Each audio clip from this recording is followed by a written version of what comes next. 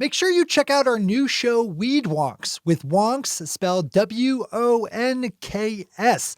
Hosts Jordan Wellington and Marijuana Today regular Andrew Livingston get super nerdy each week about marijuana regulation, legislation, and lobbying. If you like cannabis podcasts, you will love the Weed Wonks. Swing over to weedwonks.com to give a listen or search for the term Weed Wonks on iTunes, Stitcher, Spotify, or wherever else you tune into podcasts. This episode of Marijuana Today Daily is brought to you by our friends over at ease.com, California's top one-stop website for legal marijuana delivery, as well as an option for the same for folks living in the Portland, Oregon area. Good morning, Marijuana Nation. It's Tuesday, October 8th, 2019, and you're tuned into episode 814 of Marijuana Today Daily. I'm your host, Shay Gunther, and I'll be walking you through today's marijuana news and headlines. As always, we have a full and busy day of cannabis news in our hands, so let's jump right into it. We lead off today's news in Massachusetts, where Governor Charlie Baker is pressing state lawmakers to pass legislation giving police new powers to test and arrest people for driving after consuming cannabis. Governor Baker wants a stricter cannabis driving law to be implemented, while the state is also rolling out a new program to allow for social use businesses. Under Baker's proposed bill, any driver who refuses a roadside police test for marijuana would lose their license for 6 months. Any regular listener has heard me say this plenty of times, but there's no current test that can show how impaired a driver is on cannabis. It does not exist anywhere by anyone at all. The best we can do right now is to test to see if people have consumed marijuana sometime in recent weeks. That's not much help in determining a person's current level of impairment, which Governor Baker seems happy enough to just ignore. Governor Baker's bill would also increase funding for police to train so-called drug recognition experts. I think criminal defense lawyer John Amabile said it best here, telling the Globe, quote, "All of these people who are now on the drugged driving bandwagon didn't give a hoot in hell about it before cannabis was legalized. All of a sudden, now it's the biggest problem in public safety. It's a complete fraud that's being perpetuated by these anti-legalization forces." Unquote. Kyle Yeager has a great story over at Marijuana Moments, parsing a study published this summer that was funded by the Department of Justice that shows that state legal marijuana doesn't increase marijuana-related crime in neighboring states. Kyle did a good job of pulling out relevant charts here, which show the analysis that researchers ran looking at how marijuana and other drug-related crimes tracked in prohibition states bordering newly legal marijuana states like Colorado, Oregon, and Washington. The numbers seem pretty clear in showing that, if anything, marijuana crimes went down following adult use legalization.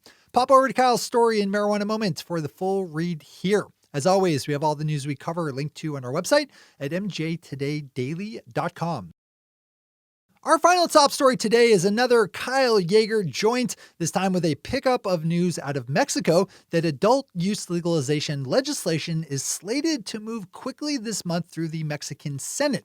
This is a long developing storyline, with the Mexican Supreme Court ruling earlier this year on a case that had it ordering that federal prohibition on cannabis be lifted.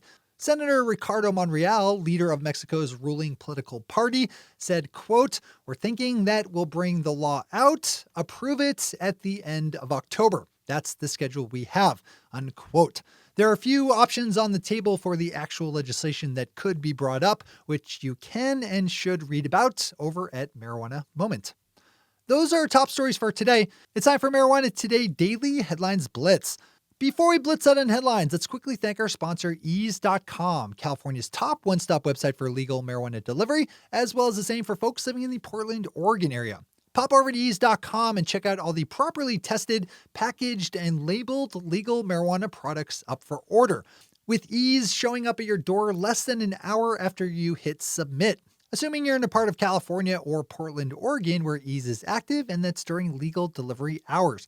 Those of us outside California and Portland, Oregon can tap into easewellness.com, which has loads of professionally curated hemp-derived CBD products, which Ease Wellness gets to your mailbox in just 4 to 6 business days in 43 U.S. states, as well as the District of Columbia.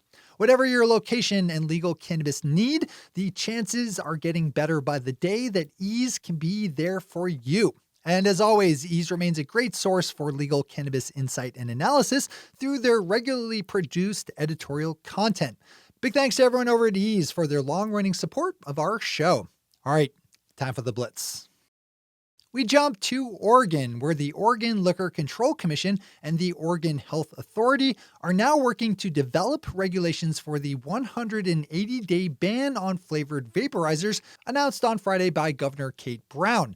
The ban is not as extreme as the one implemented in Massachusetts and only covers flavored vaporizer products, but that leaves the question of what exactly is considered to be a flavored vaporizer product, among many others. The OLCC said it will hold an emergency hearing this week. This is obviously a big storyline to track if you're involved in Oregon's market at all, so the OLCC's meeting, which could take place as early as tomorrow, is a good thing to keep on top of. According to a new report from drug testing lab company Quest Diagnostics, Oregon, Maine, Vermont, and Alabama all lead the country in terms of the percentage of people who fail employment-related drug tests. Oregon was number 1 at 6.5%, with Maine at 6.1%, Vermont at an even 6%, and Alabama right under there at 5.9%. Which pretty much means they're all about even. The other end of the state spectrum had states like Wyoming, South Dakota, and Nebraska, all at around 3%.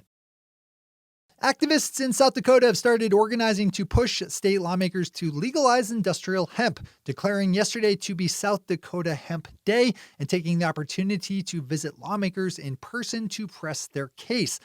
South Dakota is just one of 3 U.S. states that have not passed legislation legalizing industrial hemp, along with Idaho and Mississippi. The Associated Press has a good story up that looks at the timeline for the rollout of Maine's new adult use sales program, which is expected to finally come online just 3 years after voters approved full-blown legalization. Maine's adult use program was initially held up by former jackass governor and disgraced racist Republican Paul LePage, who crapped all over Maine's legislative process to hold up legalization implementation in its first year. But the last couple of years have seen good progress made, and state regulators say they'll be taking applications for adult use businesses as early as December, with an anticipated industry opening sometime around March. Kyle's got another headline up with a Marijuana Moment story about a recent poll in New York State that shows that 56% of respondents think adult use marijuana should be made legal. All the normal demographic breakdowns apply here, with younger people being more likely to favor legalization than older folks, and those who identify as politically conservative being far more likely to oppose sensible progressive drug policy reforms. New Mexico's Department of Health ordered yesterday that medical marijuana vaping products come with a label warning consumers about the potential dangers of using vaporizers. The Department of Health also issued a general public health advisory on the same topic. The new required labels will read, quote, "Warning, vaping cannabis-derived products containing THC has been associated with cases of severe lung injury, leading to difficulty breathing, hospitalization, and even death." Unquote. And finally for today, congrats to former NBA basketball player Al Harrington for closing on a $16 million Series A round of funding for his legal cannabis company Viola. The funds will be used in part to build out a new 34,000 plus square foot cultivation facility in California and to complete a 48,000 square foot facility in Detroit, Michigan. The funding round was led by industry firm Gotham Green Partners. Those are the headlines and news for the day. I'll be back with you again tomorrow morning with another information-packed episode of Marijuana Today Daily. But in the meantime, if you have any stories to share or feedback to give, zip us an email to headlines@mjtodaydaily.com. And while you're clicking around the interwebs, swing over to our website at mjtodaydaily.com to find links to all the news we cover. Thanks to our sponsor, Ease, and to our awesome patron listeners for the support that makes this show possible. To join the illustrious ranks of the patron listeners yourself, swing over to our website at mjtodaydaily.com and click on that big blue button at the top of the page that says Become a Patron. I'm your host, Shay Gunther. Thanks for tuning in, starting your day with marijuana today.